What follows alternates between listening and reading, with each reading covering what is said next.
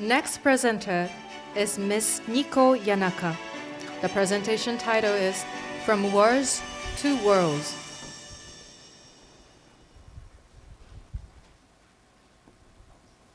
Please start.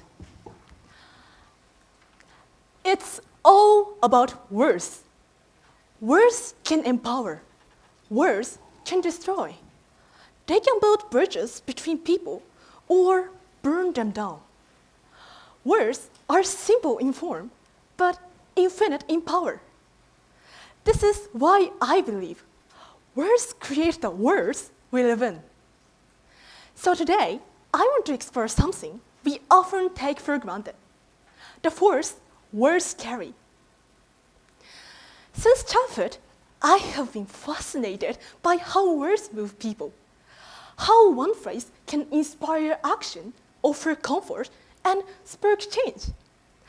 Even a single sentence spoken at the right time can stir an entire nation.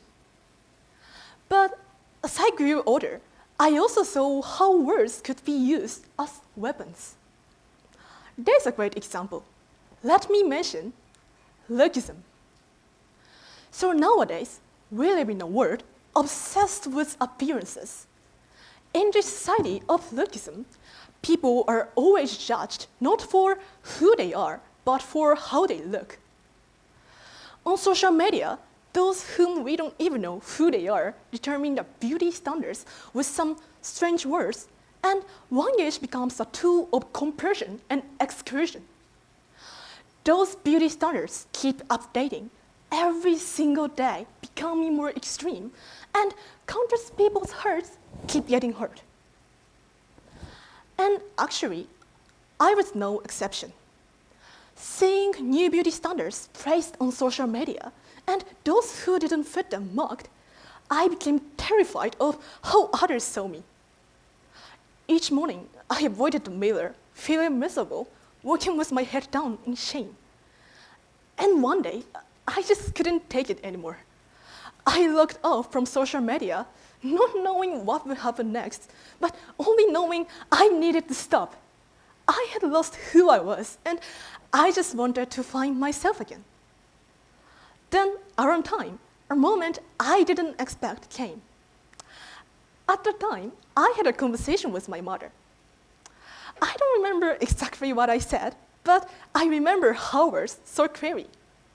She said, "When you're up there, on the stage, speaking, there is something powerful about you. There is something special about you. That's when you shine." And her words struck me.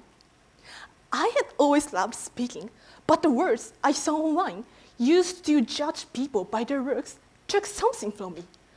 They made me doubt myself. I had lost the words to show who I was. Then I realized it's not just about appearances.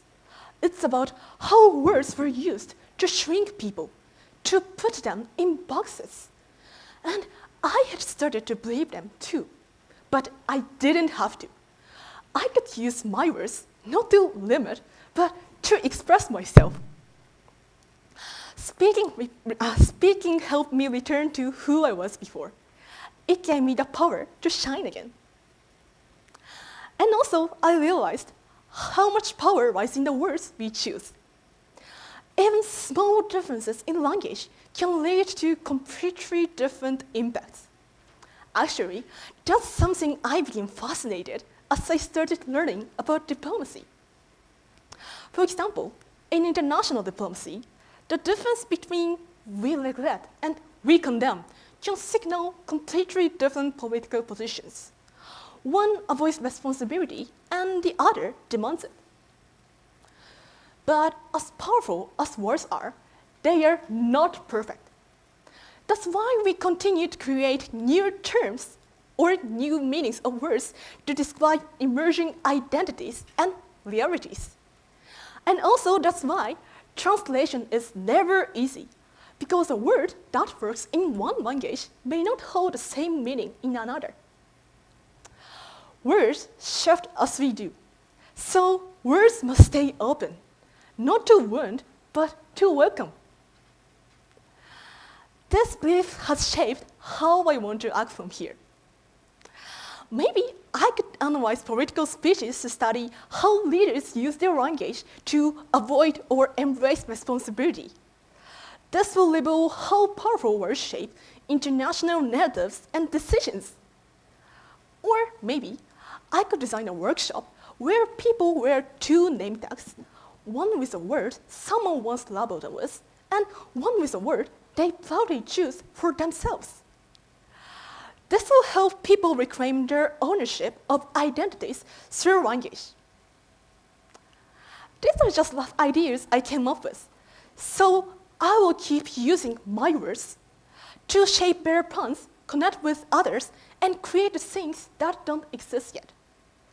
Because the words are not just the reflections of what is, they are the possibilities of what could be. Someday, maybe in 2045, I dream of standing on the global stage as a diplomat. I want to use the power of words to prevent conflict, support peaceful solutions to global challenges. I want to prove the power of words by myself.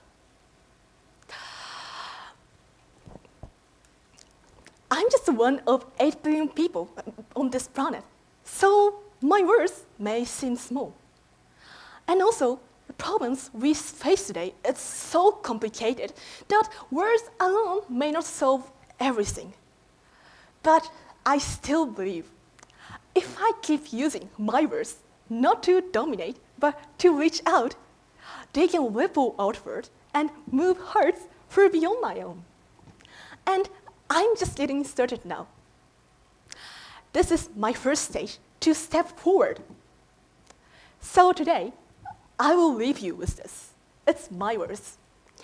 Use your words as a force for right, louder than hate and stronger than silence. This is how we begin moving toward 2045, a world that's kinder and more connected. Thank you for listening.